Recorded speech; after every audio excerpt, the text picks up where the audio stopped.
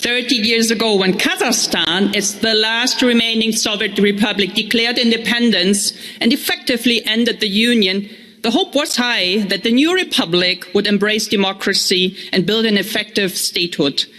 The hope was high that people of Kazakhstan who suffered on the nuclear site in Semipalatinsk would now be granted fundamental rights and a chance for a dignified life.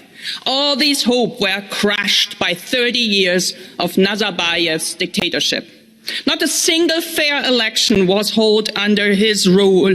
Corruption flourished, freedom of speech was severely restricted, opposition imprisoned, protests of mine workers brutally suppressed, and journalists terrorized and murdered. Now Nazarbayev's successor promised to do a better job in controlled democratization. At one glance, party registration has been simplified, participation in protests partially allowed, death penalty was recently abolished, and regions were given a bit more of self-governance. Yet the recent deterioration of human rights questions the real efforts of the new president.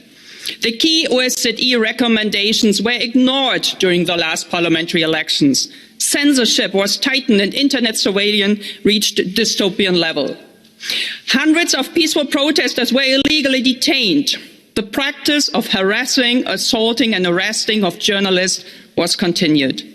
Women and girls still suffer greatly despite introduction of mandatory quotas on electoral lists, not to speak about the terrible situation for women in detention centers. The government cracked down on the civil sector, trade unions and human rights organizations. Prisoners are still being tortured and the number of political prisoners started to rise again.